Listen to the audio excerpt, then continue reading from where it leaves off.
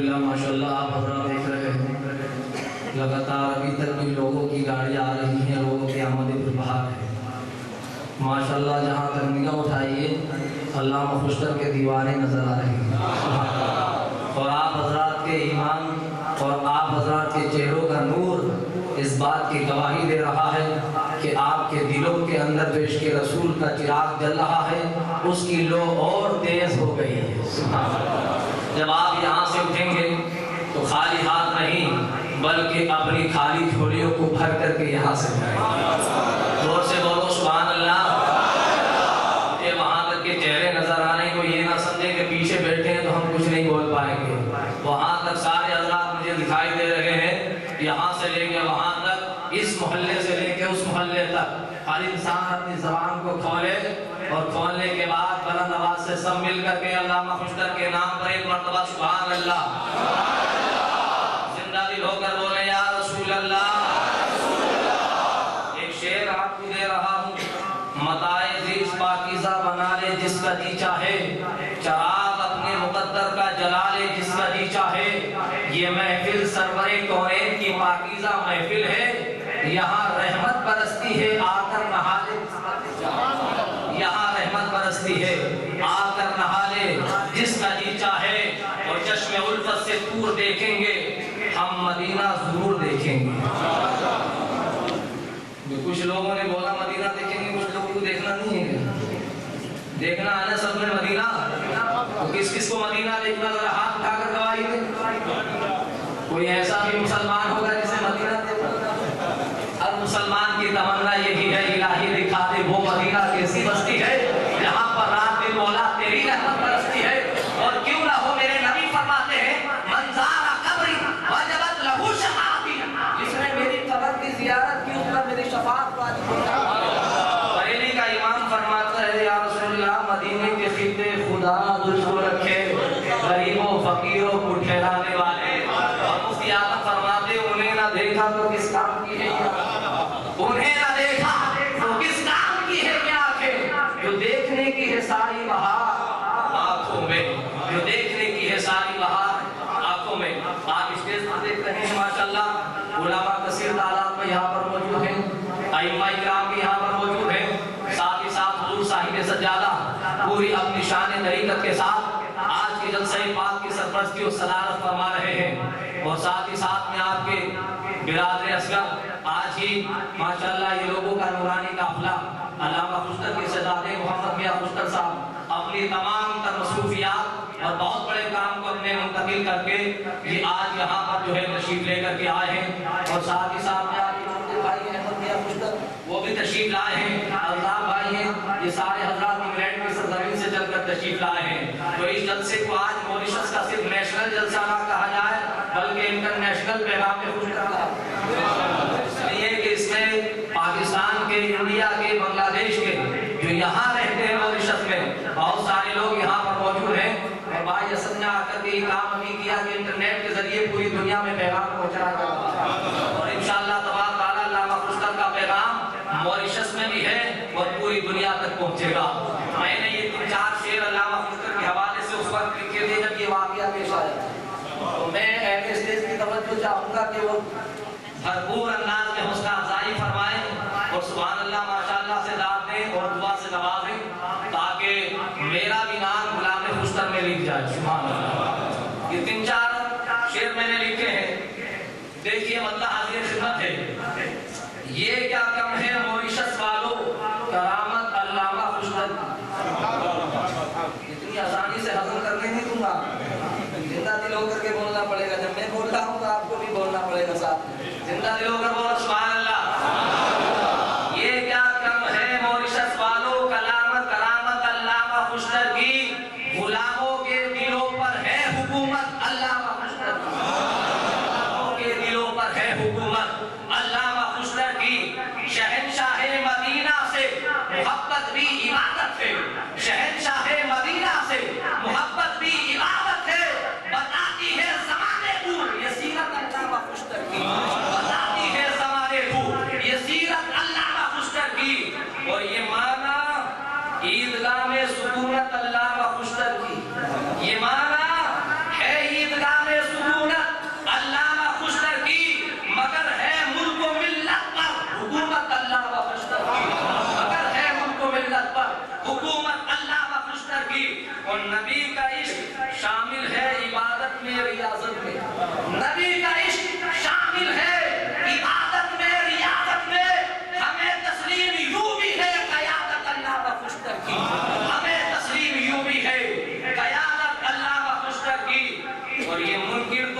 بھٹکتے ہی رہیں گے روز محشر تک. یہ منکر دیکھو مانا سب نے آج تک کسی کو نہیں, سب نے جب آج تک خدا کو نہیں مانا تو اللہ کا کچھ تک سب کہاں سے بات ہے. جب سب نے مصطفیٰ کو نہ مانا, اگر سب مانتے تو پھر وہ ان کا ابو جہل کیوں بنتا,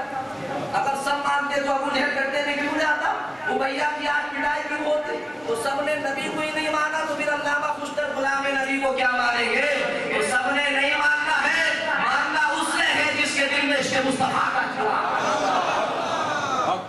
یہ منکر تو بھٹکتے ہی رہیں گے روز محشر تک, ہمیں منزل دکھائے گی محبت اللہ کا خوشتر کی, ہمیں منزل دکھائے گی محبت اللہ کا خوشتر کی. اور میں نے ان کی بھی خیریت پوچھی ہے, تو عید میلاد النبی کو کہتے ہیں شرک ہے بدعت ہے, ان کو بھی میں نے اس میں لپیٹا ہے, ان کی بھی خیریت پوچھی ہے, انہیں میں اگر سنا تو ان کا بھی بخار سرے سے اتر جائے گا. اور غلام خوشتر کی آواز جب سنیں گے علامہ خوشتر کے حوالے سے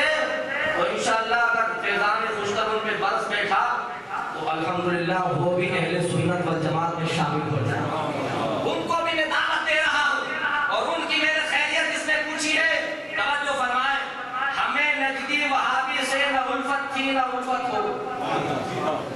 یہ آج ہمارے اندر کی بیماری چل رہی ہے, ہمارے سنیوں میں یہ مرض کینسر کی طرح پھیل چکا ہے.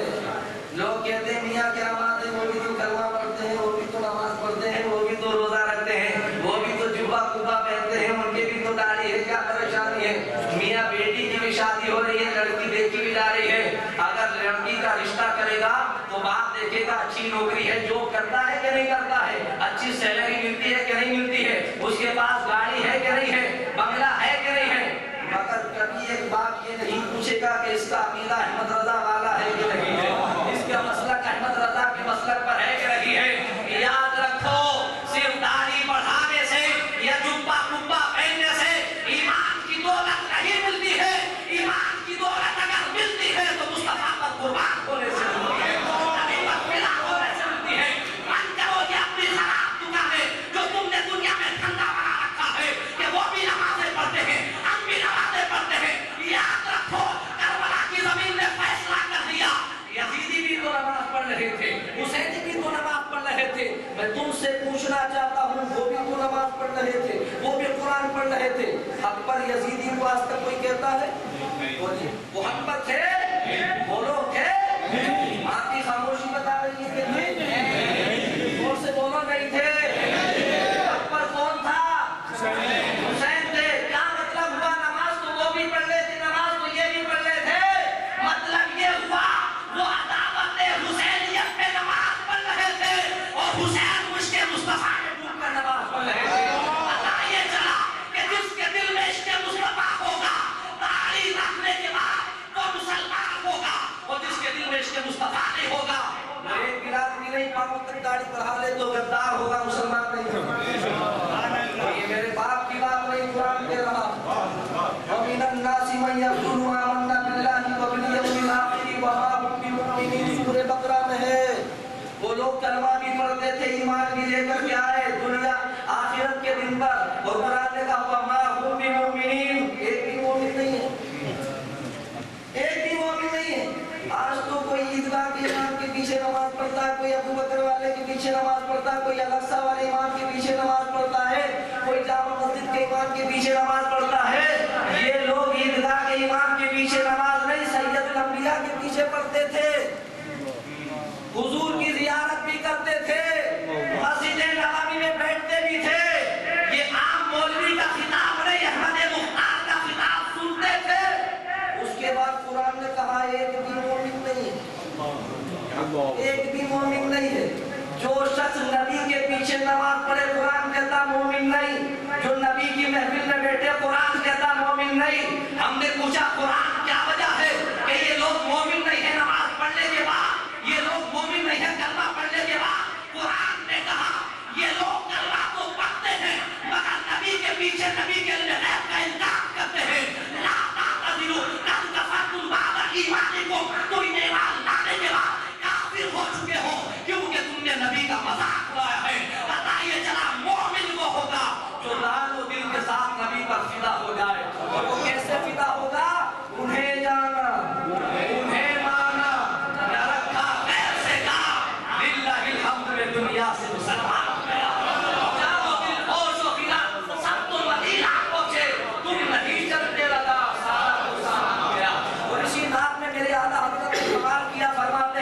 نجدیو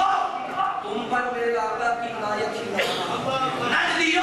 تم پر میرے آقا کی عنایت ہی نہ صحیح، کلمہ پڑھانے کا بھی احسان گیا،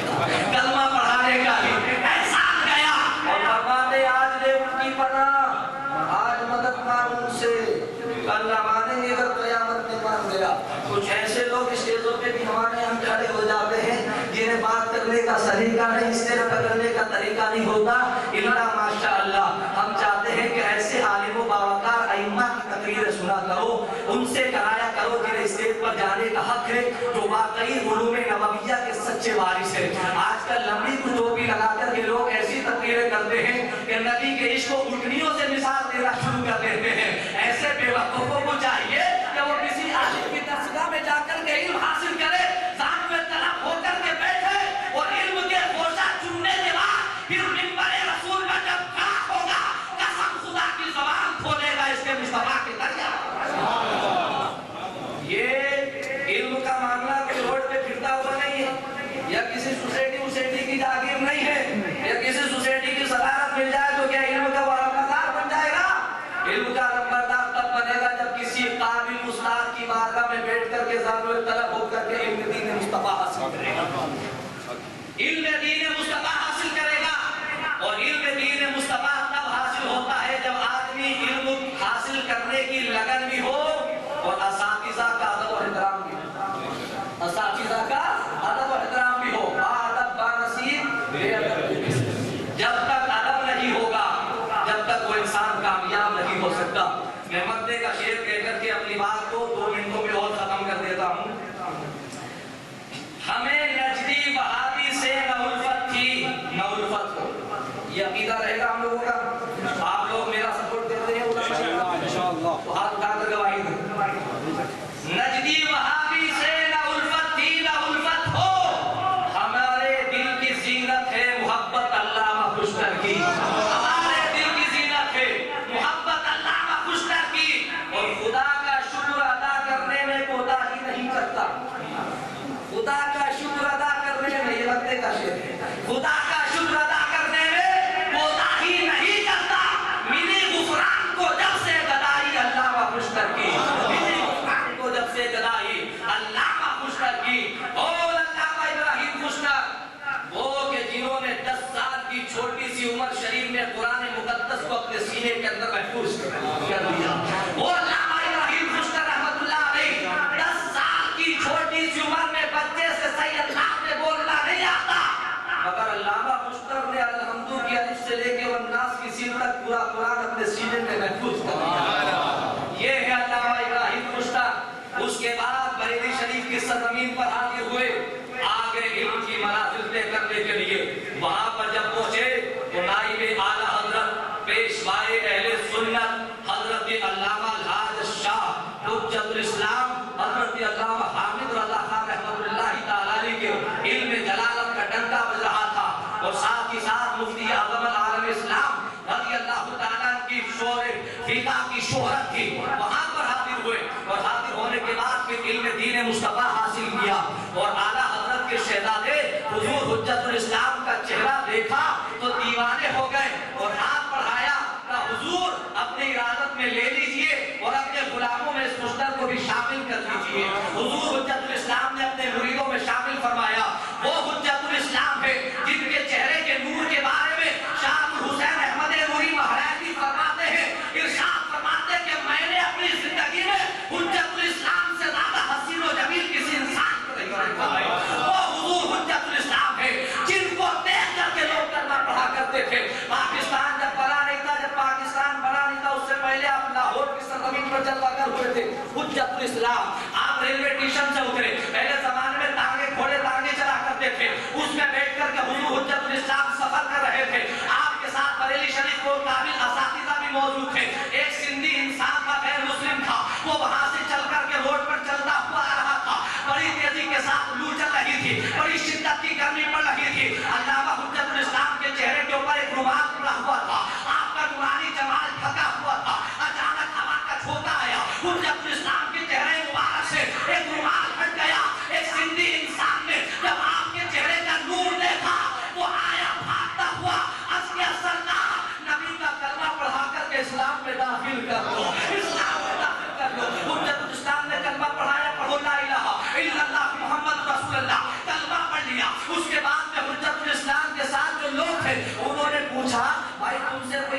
نہیں کیا, تمہیں کوئی حدیث نہیں سنائی, کوئی آیت نہیں سنائی, تم نے کس بنیاد پر کلمہ پڑھا؟ تو اس سندھی انسان نے کہا مجھے اور کچھ نہیں معلوم, جب چھوٹے حامد رضا کے نور کا یہ عالم ہے تو مدینے کے مصطفیٰ کے نور کا عالم کیا ہوگا؟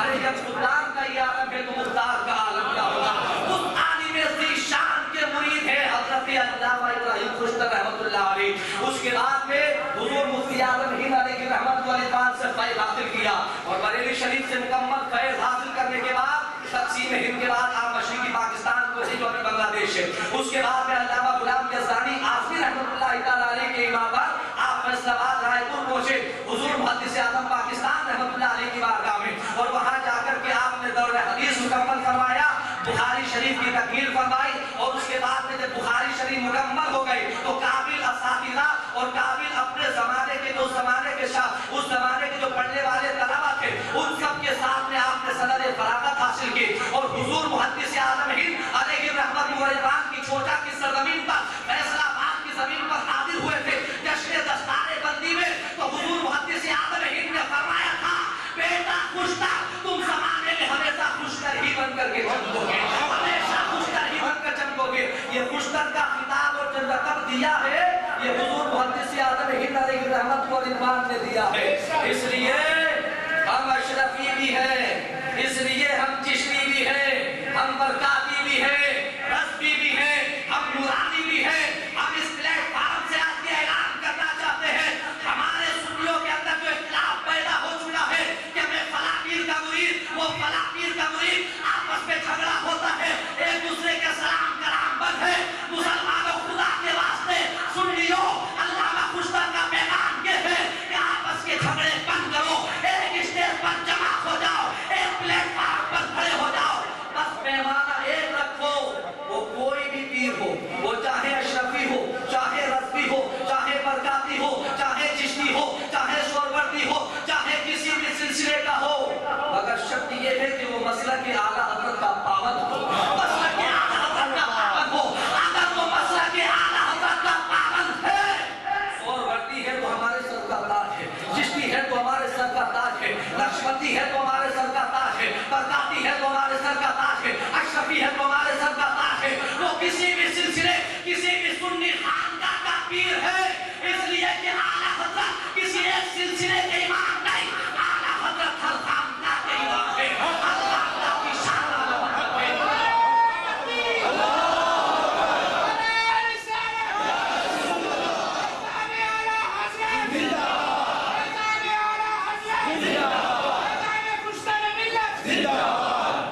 دنیا کہتی ہے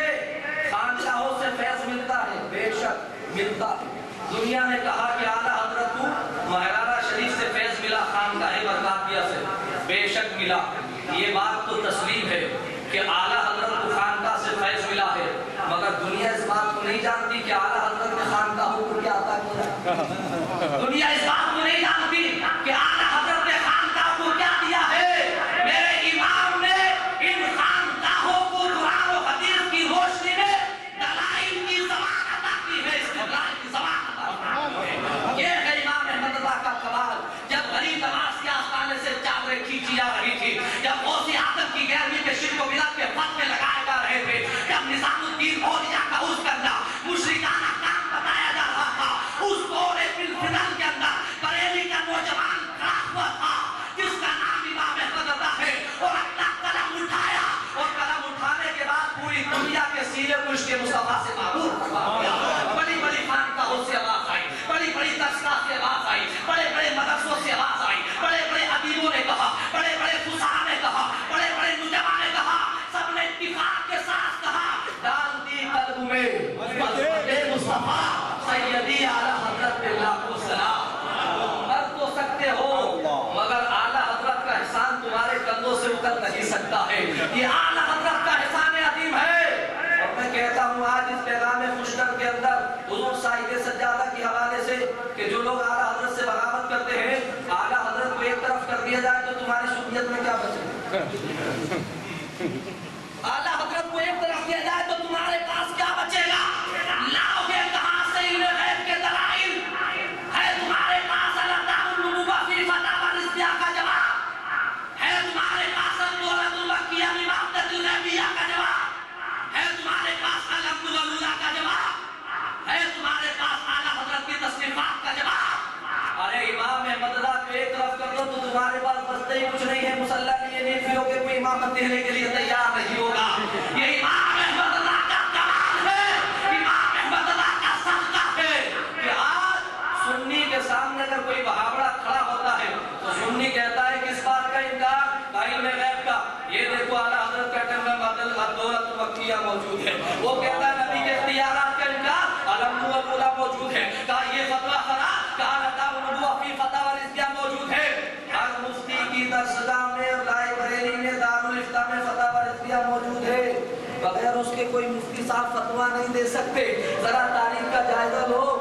وقت مولانا صاحب کے حوالے سے یہ بات کہوں اور سارے علماء میری بات کی تصدیق کریں گے، میں تاریخ کی روشنی میں یہ بات آخری کہہ رہا ہوں آخر سے کہ ہندوستان کی سرزمین پر جب ہندوستان کا بٹوارا نہیں ہوا تھا، بنگلہ دیش انڈیا کے اندر تھا، پاکستان انڈیا کے اندر تھا اور نیپال انڈیا کے اندر تھا، اس متحدہ ہندوستان کے اوپر حضرت اورنگزیب عالمگیر کی حکومت تھی۔ حضرت اورنگزیب عالمگیر رحمت اللہ علیہ نے اس زمانے کے 500 بڑے بڑے فاضل علماء کو جمع کیا تھا اور جمع کر کے ایک کتاب تیار کروائی تھی جس کا نام فتاوی ہندیہ المعروف فتاوی عالمگیری رکھا گیا تھا، اور ساتھ ہی ساتھ 2 لاکھ سونے کے سکے اس زمانے میں خرچ ہوئے تھے اس کتاب کو تیار کرانے میں، اور حال یہ تھا کہ ایک مفتی کے ساتھ ایک نوکر بھی موجود تھا قلم میں دوائیں ڈالنے کے لیے،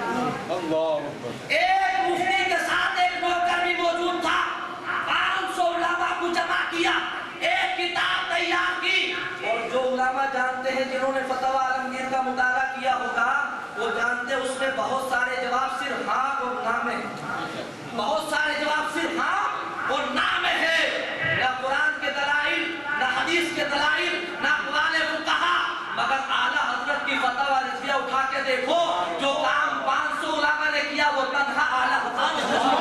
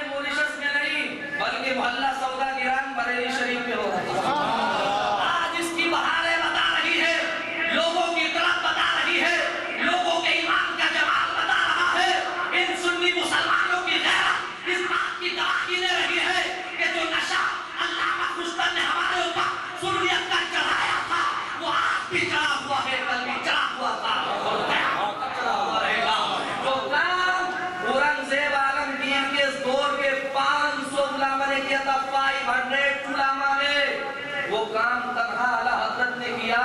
اور